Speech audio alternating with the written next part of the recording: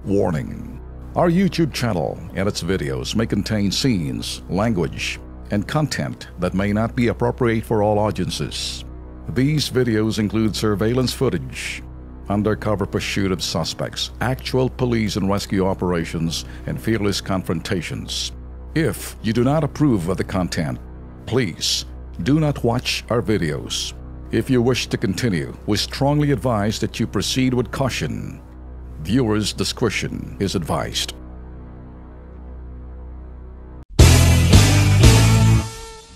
Binabakbak ko nila yung sinasabing drug war. Now, I can always say on the basis, kaya lang kuminsan, pag hindi ho nag-ingat yung ating administrasyon, kasi may mga kasamahan din si President Digong na bobo rin eh. Bobo.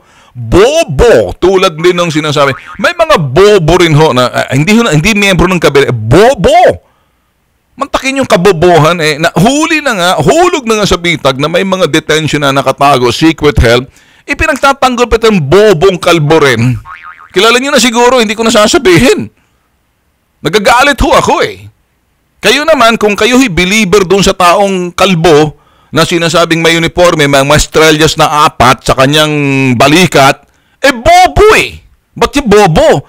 Kuminsan di na nag-iisip pag nagsalita itong bobo na to eh. Gagalit ho ba ako? Galit ako sa taong bobo eh. Hindi naman talaga bobo. Siguro sa katagalan ng pagiging bobo, nagkatotoong bobo, kita nyo si Lely Robredo, kabobohan yung sinasabing, decriminalize ang droga. Ito naman isang bobo na to ng 4 na estrelyo sa kanyang balikat na kalbo. Di ba?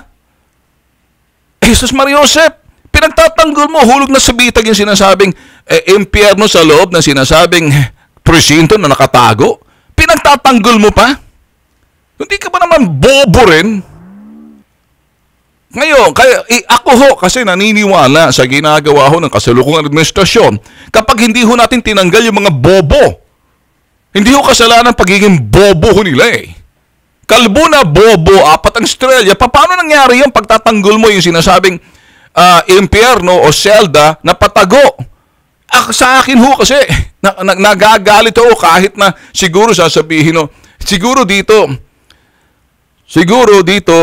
hindi na ako magsasalita kasi baka sasakyan ngayon ng human rights yung aking sasabihin. Kita mo, si Ben Tulfo na. Ano yan? Binabanatan ka, bobo ka raw, 4 ang estrelya mo, kalbo ka na, hindi mo pa naintindihan. Kahit na nga si Senator Ping Lacson, galit dito sa bobong kalbo na 4 ang estrelya sa kanyang balikat. Gusto pa ata raw, kinagalitan daw ni Digong sa loob ng sinasabing palasyo kasi gusto daw mag-judge dun sa beauty queen. Mga beauty contest sa Tagbilaran. Samantala magkakaroon ng sinasabing insider na lang ito sa palasyo na ang security ng ASEAN unahin mo. Siguro isang araw magigising itong si President Rodrigo Duterte na itong bobong kalbo na 4 ang estrelya sa kanyang balikat na nagagalit na ngayon si Ping Lacson na dating PNP. Naintindihan niya pagiging chief PNP si Ping Lacson. Huto na sinasabing Jesus Maria Josep, ano ba to? Paka-arugante mo naman, bobong kalbo ka na 4 ang estrelya sa iyong balikat. Ano ka ba?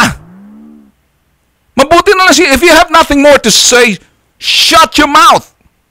Ngayon, nagagalit ho ba kayo sa akin? We're on the same page. Kasi kung hindi ho natin sasabihin na bobong kalbo na 4 ang estrelya sa kanyang balikat, ito na nga, hulog sa bitag na, yung sinasabing detention sa loob, pagkatapos pagtatanggol mo pa, you have nothing more to say, shut your mouth. Lumalabas tuloy ang pagiging bobong kalbo mo na 4 ang estrelya mo. Ewan ko ba kung saan ka kumukuha ng tibay ng sikmura at laman loob? Hanggat kailan? Malayo-layo pang umaga dahil ilang taon pa tayo magtitiis ata rito. Makita natin yung umaga rito. Hanggat hindi natanggal yung bobong 4 estrelya, yung kalbo, hindi natin matatanaw, talagang babanatan tayo ng human rights. Malayo pa talaga. Kailan magigising si President Duterte para palitan na yan? Ang pagiging bobo hindi kasalanan.